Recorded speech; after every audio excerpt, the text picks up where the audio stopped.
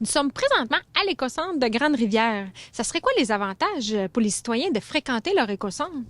Bien, premièrement, c'est le bon endroit pour amener tout ce qui est gros, qui rentre pas dans notre bac. Fait que tous les gros rebuts, par exemple, puis tout ce qui peut être dangereux là, dans nos bacs. Puis en même temps, mais c'est aussi l'occasion de venir chercher si on a besoin de bois ou aussi l'espace de réemploi, qu'on peut venir chercher des matières là, qui sont en très bon état gratuitement.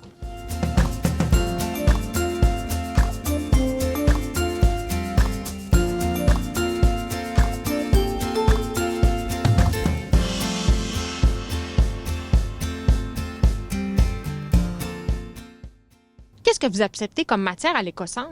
Donc, on a tout ce qui est résidus de construction, donc bois, gyps, briques, bardeaux d'asphalte, tout ce qui est résidus domestiques dangereux, donc les batteries, les huiles, les bonbonnes en aérosol, les bonbonnes de propane, le bois qui soit sain ou non sain, les pneus. Puis si vous voulez plus de détails, oui, la peinture exactement. Pour plus de détails aussi, il y a la liste complète sur notre site de la régie. Vous acceptez les sièges d'auto? Oui, c'est vrai, c'est un bon point. Donc, ça fait environ 1 an qu'on accepte les sièges d'auto, donc pour bébés qui ont justement une date d'expiration, puis qu'on cherche à donner une seconde vie, qui vont être retransformés en meubles d'extérieur. Donc, c'est les sièges d'auto, les coquilles et les chaises hautes pour enfants. Qu'est-ce qui arrive aux matières que vous recevez à l'écocentre? Donc, dépendamment des matières, il y en a qui vont être valorisées d'une façon à réduire le risque environnemental. Il y en a qui vont être recyclés. Donc, la peinture, par exemple, va être recyclée en nouvelle peinture. Les pneus peuvent être transformés en tapis pour les gyms. Ça dépend vraiment de chaque matière.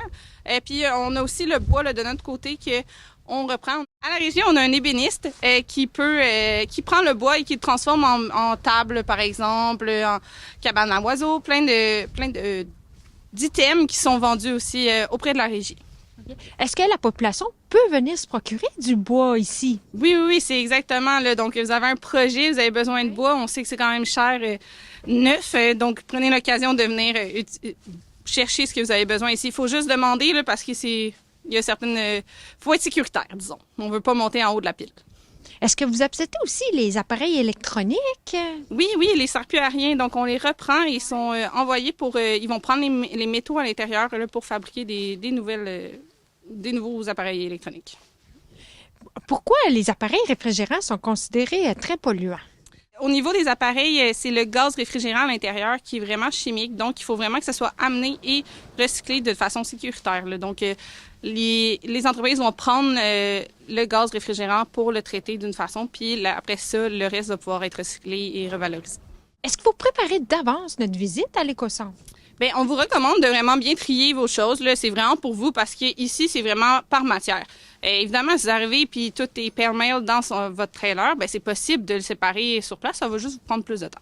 Fait qu'on vous recommande plus de les séparer par partie. Puis des fois aussi, les petits objets, des mettre de côté. Là, on accepte aussi les batteries. Donc, c'est important de savoir bien les trouver dans son trailer, par exemple.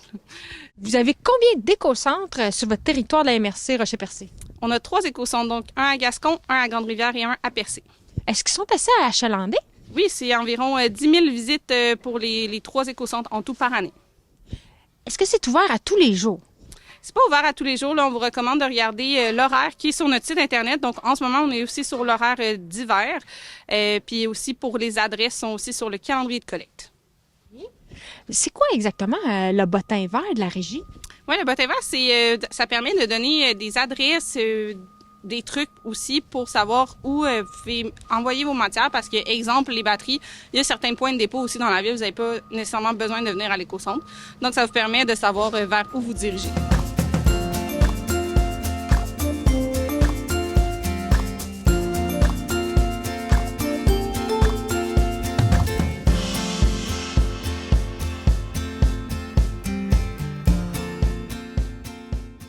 C'est quoi les avantages de le fréquenter, l'écocentre? Donc, ça permet de revaloriser, de faire du réemploi, puis de réduire à la source là, ce qui va à l'enfouissement. Donc, on sauve énormément de coûts aussi à long terme.